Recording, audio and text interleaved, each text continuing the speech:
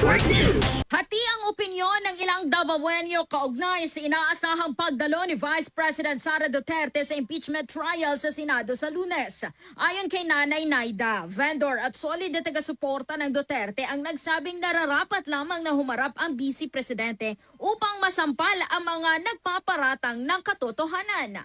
Samantala, may ilan namang hindi sang-ayon sa kanyang pagdalo kagaya ni Ana Hermosima na hindi na kinakailangan personal siyang humarap sa bawat pagdinig at maaari namang ipaubaya na sa kanyang mga abogado ang pagharap sa kaso.